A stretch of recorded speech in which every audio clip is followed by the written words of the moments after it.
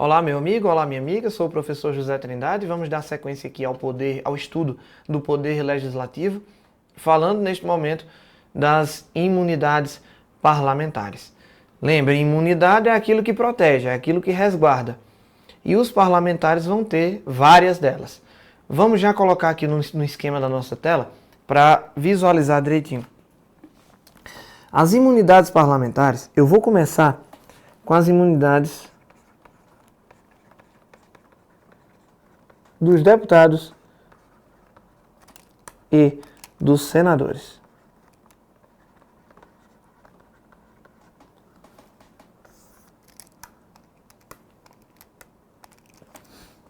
Os deputados e senadores vão ter 4 imunidades. Primeiro, a imunidade material. E depois, 3 imunidades formais.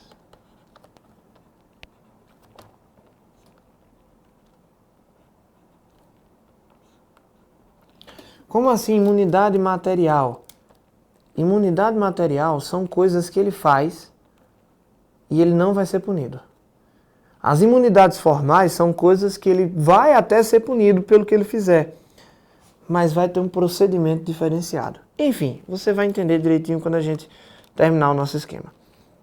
A imunidade material dos deputados e senadores está lá no caput do artigo 53.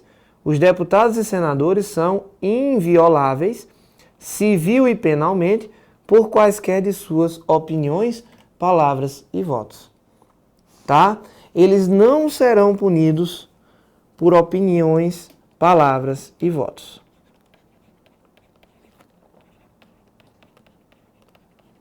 Não serão punidos. Deixa eu colocar, simplificar aqui. Não serão punidos por opiniões,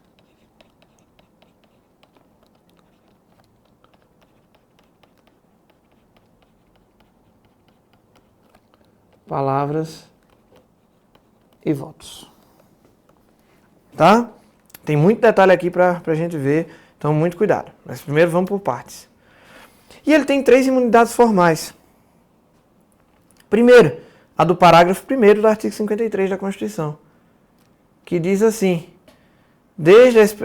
os deputados e senadores, desde a expedição do diploma, serão submetidos a julgamento perante o STF. Então, a primeira imunidade é o foro no Supremo Tribunal Federal.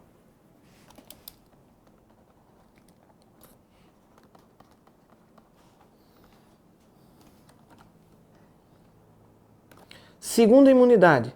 Desde a expedição do diploma, os membros do Congresso Nacional não poderão ser presos, salvo em flagrante de crime inafiançável. Tá? Então, prisão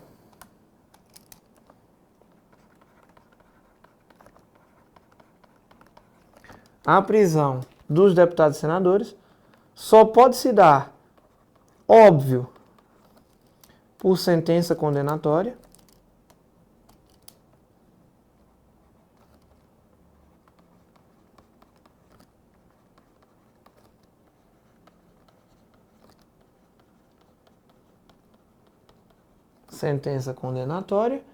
ou flagrante de crime inafiançável. Beleza? Então, deputado e senador não pode ser preso preventivamente, não pode ser preso temporariamente. Cuidado que aqui é diferente do presidente da República, né? O presidente da República é só por sentença condenatória.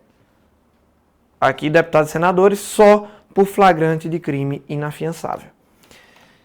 E a quarta imunidade dos deputados e senadores, está aqui no parágrafo 3º do artigo 53, que diz assim: recebida a denúncia contra o senador ou deputado por crime ocorrido após a diplomação, o STF dará ciência à casa respectiva que, por iniciativa de partido político nela representado e por voto na maioria de seus membros, poderá, até a decisão final, sustar o andamento da ação. Então, a terceira imunidade formal e quarta imunidade dos deputados e senadores é a possibilidade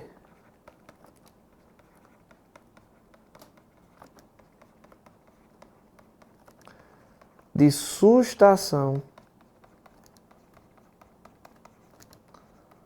da ação penal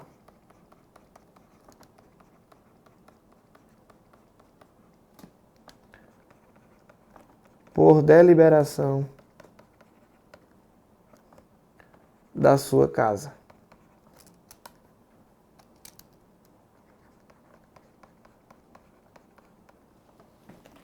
Fechado? Mas cuidado que tem muito detalhe para a gente trabalhar aqui. Primeiro, vamos começar do contrário. Vamos iniciar aqui do final da última imunidade que nós trabalhamos. Primeiro, cuidado para não confundir essa imunidade aqui com a imunidade do presidente da República. Porque o presidente da República, ele só é processado se houver autorização da Câmara. Aqui, com os deputados e senadores, não é assim que acontece. Os deputados e senadores, eles são processados normalmente. Não depende de autorização. Agora, depois que eles estão sendo processados, aí, por iniciativa de partido político ou pelo voto da maioria dos membros da Casa, a Casa poderá deliberar pela sustação dessa ação penal. Então, primeira coisa, sustação é diferente de autorização. Gente, cuidado que isso aqui é pegadinha clássica. A ação penal contra deputados e senadores começa independentemente de autorização da Casa. Agora, uma vez iniciada, a Casa pode decidir sustá-la. Tá? Sustar até quando? Sustar durante o mandato. Tá? Depois que acabar o mandato, ele volta. E como suspende o andamento, também vai suspender a prescrição. Óbvio, né? Se a ação está suspensa por decisão da Casa, a prescrição não pode correr. Fechado? E outra coisa que você tem que lembrar, essa imunidade de sustar o andamento da ação só vale para as ações penais movidas em face de crime ocorrido após a diplomação. Tá? Então essa imunidade aqui, vou colocar de roxo, só para diferenciar. Opa, se não é roxo, aqui. Essa imunidade é apenas para crimes após a diplomação. Fechado? Beleza? Tranquilo? Então é isso. Próxima imunidade, vamos do final para o início. A imunidade contra a prisão. O deputado, o senador, só pode ser preso por sentença condenatória ou flagrante de crime inafiançável. Ele sendo preso por flagrante de crime inafiançável, o processo vai ser enviado em 24 horas para a casa respectiva. E essa casa vai decidir se ele mantém-se preso ou não. A palavra final é da casa a qual ele pertence. Tá? Então, por exemplo, um senador foi preso por flagrante de crime inafiançável. Beleza, foi preso, aí manda lá os autos, para o STF, por exemplo. O STF determina a prisão em flagrante, ou a polícia, enfim, prisão em flagrante. Aí vai para a autoridade judicial, no caso o STF, e em 24 horas ele tem que comunicar à casa respectiva. tá?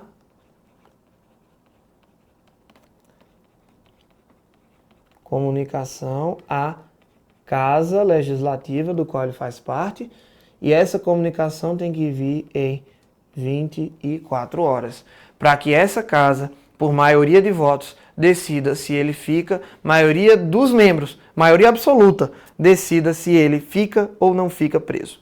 Fechado?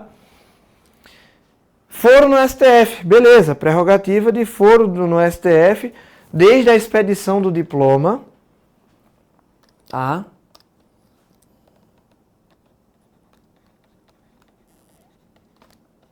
Desde a diplomação, não é desde a posse, é desde a diplomação. E outra coisa, tem decisão recente do STF aí, recente não, também não é tão recente, mas decisão que mudou há pouco tempo, digamos assim, que o foro no STF é apenas para os atos relacionados à função.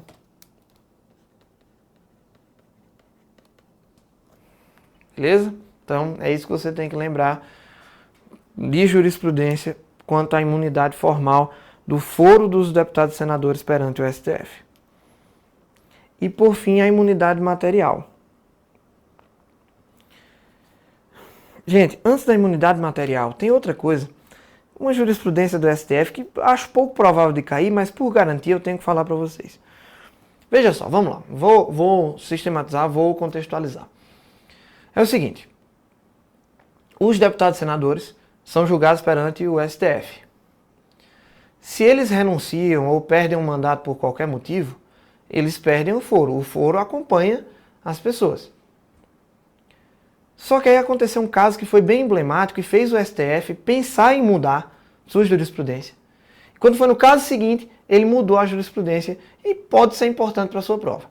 É o seguinte, o ex-governador da Paraíba, na época governador da Paraíba, Ronaldo Cunha Lima, deu 3 tiros no então ex-governador da Paraíba, seu antecessor, Tarcísio de Miranda Buriti, em pleno restaurante chique, lotado lá na capital, João Pessoa. Ronaldo Cunha Lima era governador, então, portanto, processado perante o STJ.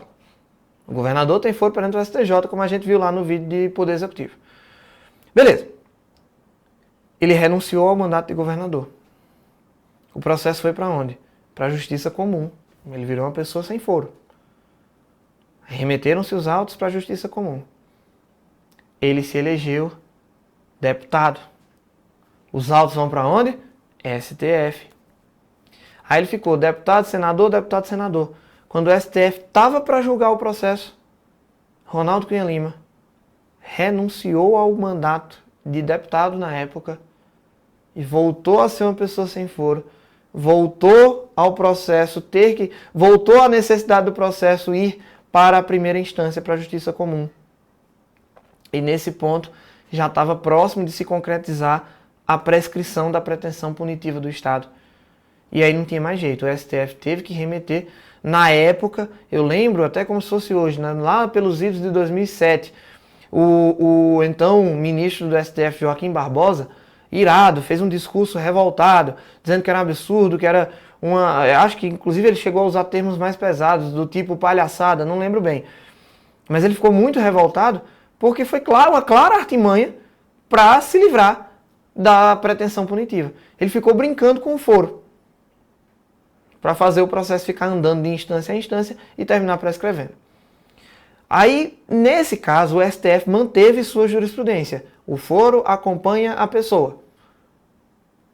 A competência do tribunal acompanha a pessoa. Então, para onde ela for, o foro vai também, ou deixa de existir. Só que aí, no próximo caso, o STF já estava, como a gente diz na minha terra, ele já estava escaldado. Aí o STF já mudou sua jurisprudência no caso seguinte, que foi o caso do deputado Nathan Donadon.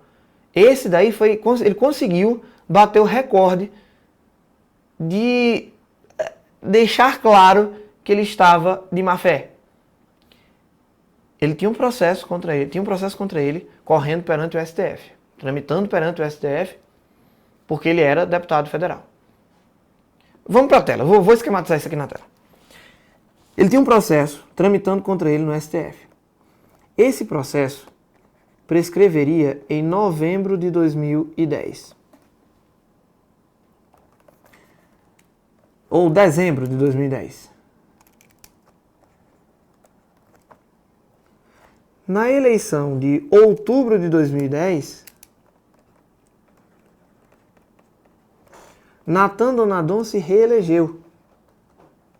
Se reelegeu deputado. Ou seja, em dezembro de 2010 ele seria diplomado, em 1º de fevereiro ele estaria de volta para a Câmara dos Deputados. Quando foi em novembro de 2010, ele renunciou. Igual ao que Ronaldo Cunha Lima havia feito em 2007. Mas só que aí ficou clara a má-fé. Por quê? Porque ele renuncia, o crime prescreve, em janeiro ele está de volta. Ou logo depois, no final de dezembro ele está de volta, diplomado. Aí volta a ter foro perante o STF. Então ficou clara a má-fé, nesse caso. E aí o STF disse o seguinte, disse, olha, a regra é, o foro acompanha a pessoa. O foro acompanha o parlamentar. Se ele renunciar, o foro, ele perde o foro. Tá? Mas, se ele perder o mandato, perde o foro. Mas, se verificada que a renúncia tem manifesto intuito de fraude processual, manifesto intuito de burlar as regras de competência, nesse caso, o foro não acompanha a pessoa.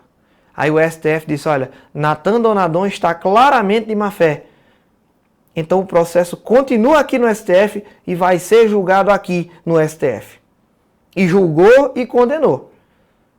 Tá? Então a regra é, se o deputado continua com o mandato, deputado ou senador, continua com o mandato, continua com o foro. Perde o mandato, perde o foro.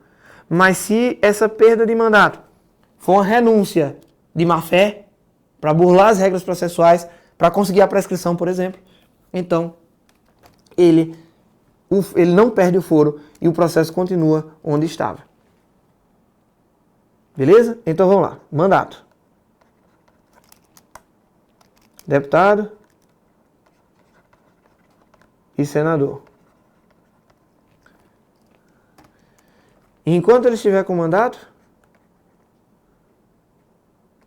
ele continua com foro. Inclusive se ele estiver afastado. Se ele estiver afastado do mandato, ele continua com foro.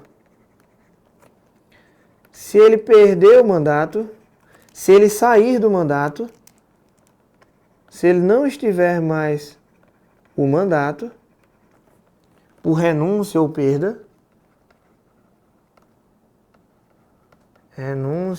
perda, ele fica sem foro. O foro o acompanha. A não ser que ele esteja renunciando de má-fé. Só para burlar alguma regra processual e conseguir uma prescrição, por exemplo. Então, na renúncia de má-fé, ele mantém o foro. Fechado?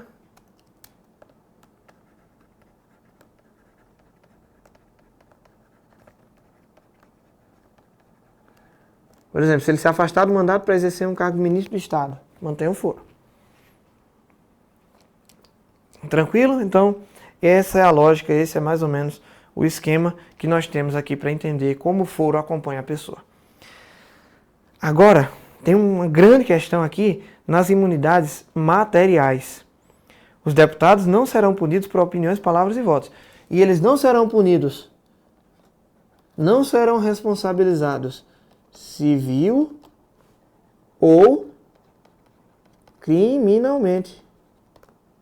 Essa imunidade é civil e criminal. Tanto faz. Tá? Nem vai ser punido por injúria, calúnia, difamação, nem vai ser punido para indenizar por danos morais. Agora, o que o STF diz? Essas opiniões, palavras e votos, para elas serem não puníveis, para o deputado ou senador não ser punido por suas opiniões, palavras e votos, ele tem que proferir essas opiniões, palavras e votos em razão do exercício do mandato.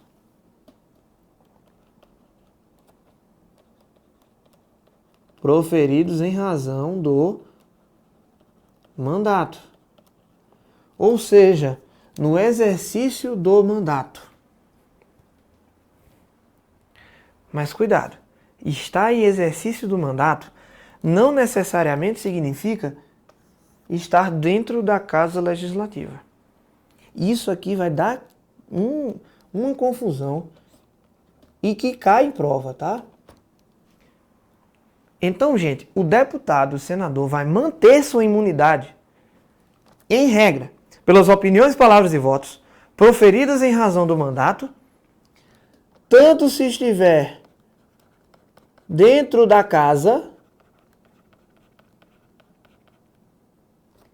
como estiver fora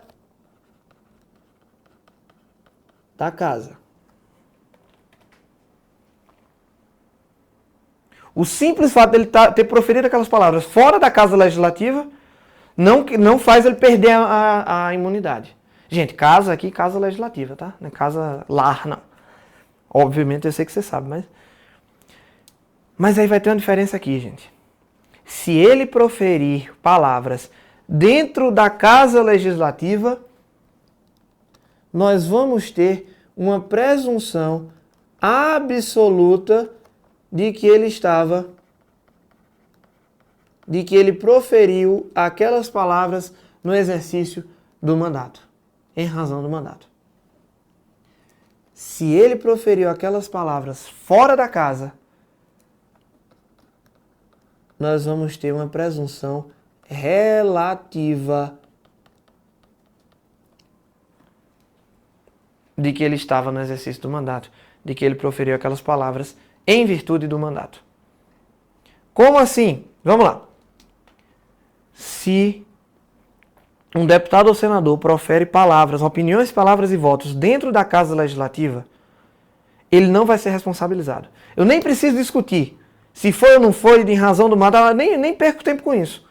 Porque se foi dentro da casa, a presunção é absoluta de que ele estava no exercício do mandato e de que aquelas opiniões, palavras e votos foram proferidos em razão do mandato. Agora, preste atenção, olha para cá. Se ele proferir essas palavras fora da Casa Legislativa, eu vou ter que apurar se ele estava no exercício da função, se aquelas opiniões, palavras e votos foram proferidas em razão do exercício do mandato, ou se foram proferidas em razão de outros motivos. Exemplo. Um deputado, exemplo concreto, um deputado que é também radialista. No programa de rádio matinal dele, ele ofendeu adversários políticos. O STF disse, olha, neste momento, você estava no exercício da sua função de radialista, não estava no exercício do mandato. Essas opiniões, palavras e votos não foram proferidas em razão do mandato. Então você vai ser responsabilizado. Por quê? Proferiu fora da Casa Legislativa e, estando fora da Casa Legislativa, eu verifiquei que você não proferiu essas palavras em razão do mandato. Se estivesse dentro da Casa Legislativa, nem perderia tempo verificando isso. Presunção absoluta de que é no exercício do mandato. Fechado? Outro exemplo. Um deputado é candidato e durante a eleição, num debate eleitoral, ele profere ofensas a seu adversário. Ele não está na Casa Legislativa e não está no exercício do mandato. Então, nesse caso, ele vai ser responsabilizado. Fechado? A imunidade por opiniões, palavras e votos só vale se elas forem proferidas em razão do mandato. Proferidas dentro da Casa Legislativa. Foi em razão do mandato, eu não discuto presunção absoluta. Se foi fora da Casa Legislativa, eu tenho que investigar se houve ou não a palavra, opinião e voto em razão do exercício do mandato. Beleza? No próximo vídeo a gente termina esse restinho de imunidades que ainda tem para falar. Um grande abraço, bons estudos e até a próxima.